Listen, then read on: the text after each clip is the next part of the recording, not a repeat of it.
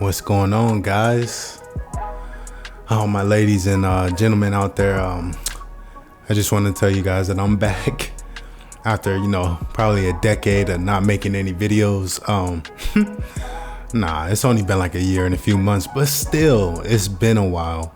And mainly because I've been dealing with my own little issues, depression, feeling lost.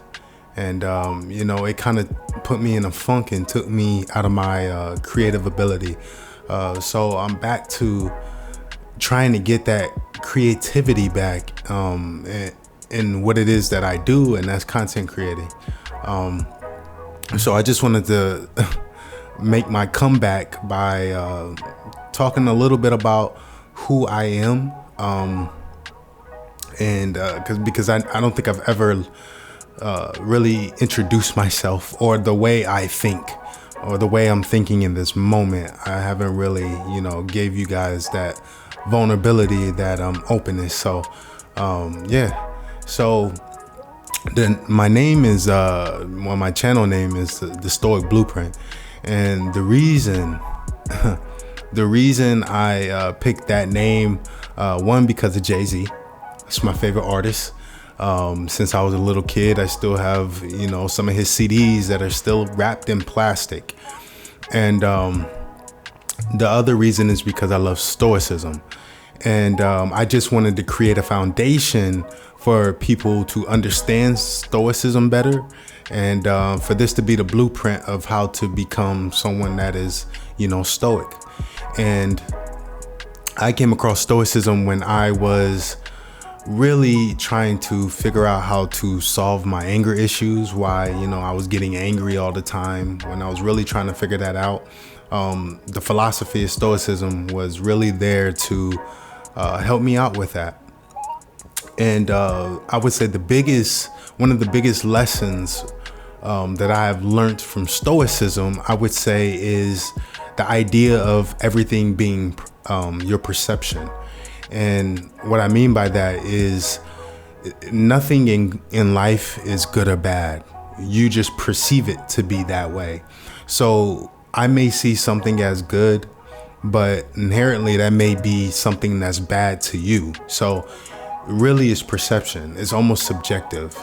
And we all think differently, and we all see things differently, which is why we have disagreements on a lot of things. That's mainly because our perception of the thing is different than the other person. So when it comes to perception, a lot of it goes back to your mental state and how you choose to, operate based off of things that happen to you. So if I fail a test, I can take it as, something horrible that happened. I can be a Debbie Downer. I can be depressed. I can, be so fed up with school that I choose to drop out, and I become a bum, and then I do nothing with my life. That'd be an extreme example, but I could also flip it and look at it a different way. So if I fail the test, in my mind, I'm like, okay, next time I'm gonna at least study a week before. I'm never gonna let this happen again. Never again will I, choose to try to cram everything in the night before. So you can take that one situation and go different directions with it. And that's perception. It's all about how you choose to look at the situation that occurred. You can either look at it positively, to where, you're going to make a better decision the next time that situation occurs, or you can, take it as something horribly and the worst thing that's ever happened to you. So it's all about how you choose to look at a situation and how you allow it to affect you. So when I was having my anger issues, or maybe I was in my slight depression, I would start to look at things differently. I started to begin to look at things in a way that was more positive than negative. So whenever I would have like a little minor setback, now I'm thinking to myself, okay, this is just something little. It's not gonna break you. I haven't been broken by anything yet. I'm gonna be able to get through this. What do I need to do to get through this? I need to do this, that, and that to get through this, and I'm good. And so when you start to look at things in that light, you're not affected emotionally. You're not allowing things to have full control over you. And the thing about emotions is it's super powerful.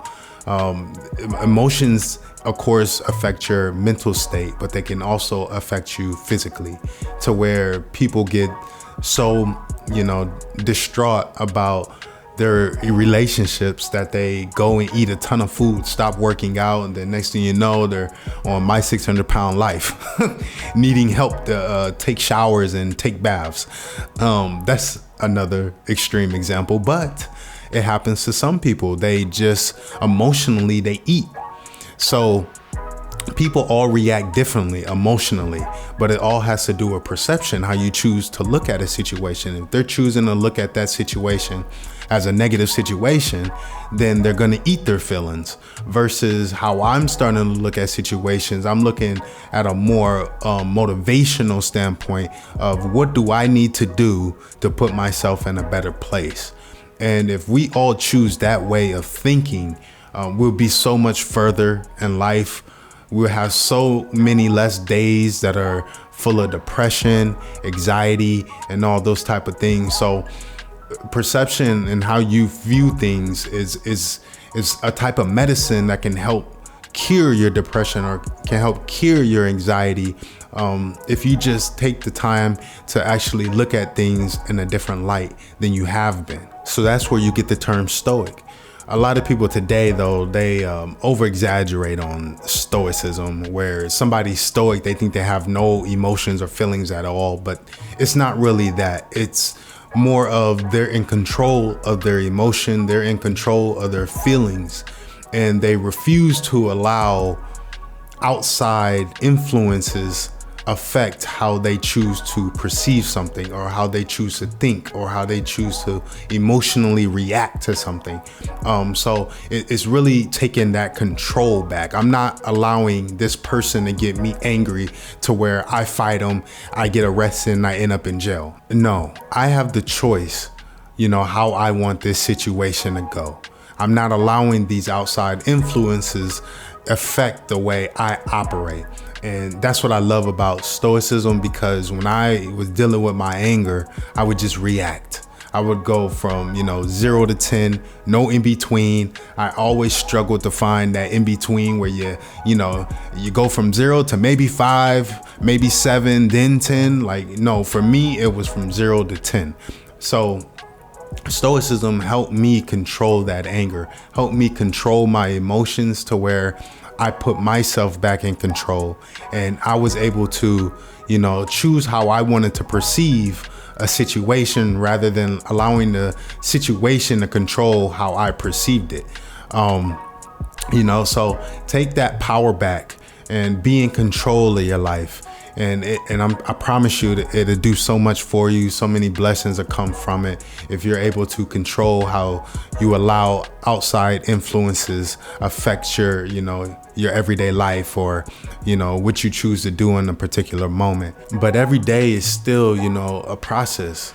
It's never something that you master. I mean, I guess you can master it if you listen to Robert Greene. If you put over 10,000 hours in, then yeah, you can master it. But for me, I'm still learning. I'm still trying to figure it out. I still get caught in moments to where I slip, and then I catch myself and I'm like, man, why did I react that way? I really got to stop reacting that way. I know now that, like, if I'm starting to get upset about something, I'm starting to get angry about something, or somebody's doing something that's frustrating me, I know to take like 5 seconds before I react. Just count it out in your mind, maybe 1, 2, 3, 4, 5, count it out, and then respond. Give your mind time to think about how it wants to react. Allow your perception to work. Figure out what you're perceiving and how you want to react to whatever's affecting you. And that's what I've been working on. And I know it would help so many other people, because I know I'm not the only person who deals with emotional issues, not necessarily just anger, but you could be somebody who gets sad all the time, somebody who cries all the time. If you just take the time, the 5 seconds to think how you're going to respond, or the 5 seconds to think, what is this situation really saying to me?